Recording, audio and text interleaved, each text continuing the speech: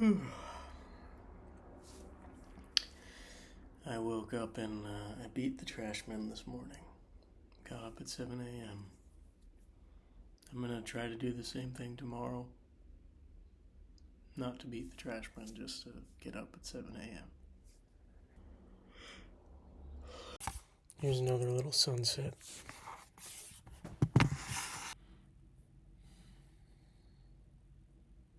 It's 10:11 p.m. now, and the smell of this candle and this old book, it's great. I've had this for a couple of years now. Past Imperfect collection of time travel related stories. And I got this at the bookstore that I would go to on the way to CVS on South Street. But this one, I just read. I had read stories in the past. I might have read this already, but I completely forgot it. It's not familiar to me. But I think I've read some other stories in here. But I never read the first one, or I don't remember the first one, called Blood Trail by Christine Catherine Roosh. I don't know if that's how it's pronounced, but it was good. I want to look up to see what else she's written, because it started off as just a great crime story. Except that it takes place, they said it takes place 30 years from the 90s, which, if you estimate the 90s is 95, then 30 years from then would be 2025. And it feels kind of fitting that I'm reading it now. One thing they mentioned was that I have notes here. One thing they mentioned was that subways hadn't changed for this guy's whole life. So this guy was an older man in 2025, an old detective, and subways hadn't changed. And I feel like that's very that's accurate, right? I don't think subways are going to change anytime soon in the city, at least. But it's a story about this detective who has been trying to solve a string of murders that all kind of have some similarities. And suddenly, he meets these FBI agents, these two women, and they explain to him that they work with the temporal branch of the FBI for time travel. And they need someone to go back with them to witness this crime, because it's out of their jurisdiction. And I feel like FBI and the government and the CIA used to be cool. I'm sure that's just propaganda in movies and TV shows. But at least in that fiction, there used to be sort of this coolness to them, that they had access to hidden things, that they were making moves behind the scenes for the betterment of humanity, that they covered up things they really had to cover up, that they had advanced technology. There's always this kind of fictional lore behind them. And I guess that bleeds into reality, because I always did think the FBI and the CIA and those people did have our best interest in mind. And that they were sort of the ones who were really in control of the government. That, like, nothing would be able to stop them, I guess. Like, they would defend democracy. They're less cool now, unfortunately. I don't know the details. It's probably not their fault, but they no longer have that allure to me, I guess. But that allure still works when it's in the past. Like in this story, the 2001, it was written in 2001. The 2001 version of the FBI was probably a lot cooler than today. But it was a good story, because they go back to the crime, the one that he had just been investigating, and he sees the witness alive, and he cannot help himself from stopping her from getting killed because he can't just watch. He's a good man, so he ruins the FBI plan and intercepts and saves the victim.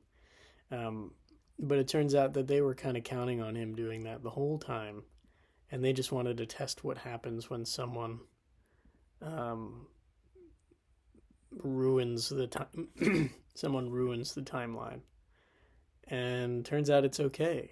It's just it is the branching timeline that this was a different universe, and they'll be able to go back to the other one when they return. He feels a little used. Well, he feels very used, and now he's burdened with this time travel knowledge. Um, but he's also happy that he actually got to save one because he says he's only seen dead bodies and never got to save them. And I think that was a neat arc that he finally did. Good story.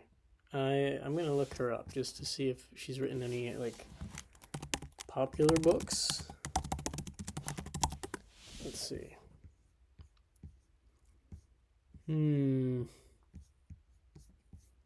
guess I should check Goodreads. And I also wanted to look up if there's reading candles that exist. Candles that have like a reflective part that are angled in a way to read a book without burning the book. Let's see. If I search her name here as the author, what has she written? She's written Star Wars: The New Rebellion. Okay, so she's written extended universe Star Wars stories. That's the highest rated story she wrote? Or the most popular?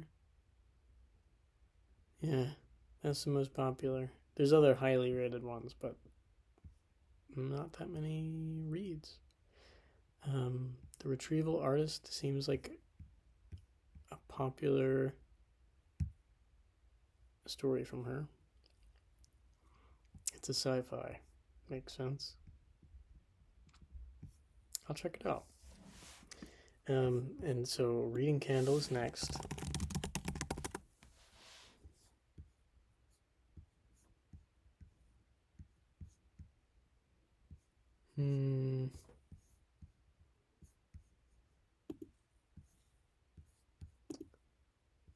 You know, it looks like there's a different type of candle that reads your future. And that's all the results I'm seeing here. And that's just not what I want. I don't like that bullshit. Candle for reading book. Let's see. Just book scented candles. Well, I guess that's not a thing. I don't know how people did it back in the day. I imagine they would have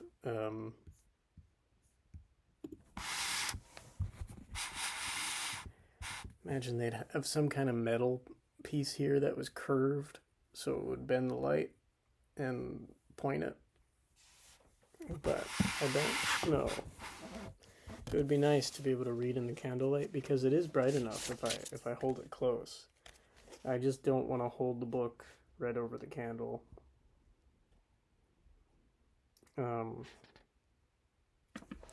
Yeah. Anything else? Knish? Knish? I know it's a food. I just don't know how it's actually pronounced.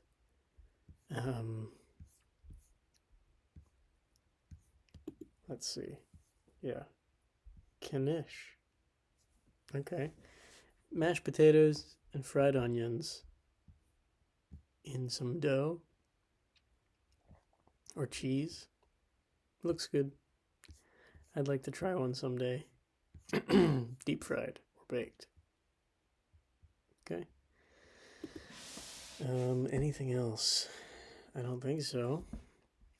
I enjoyed the first story of this. I might read more of these. I also realized I wrote a little message on my thing here that says, if you see this, I heart you.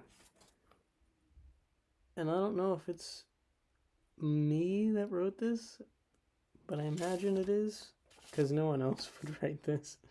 I probably wrote it for my future self, like I often do. And that's a nice little surprise. I'll write back to myself next time I see this.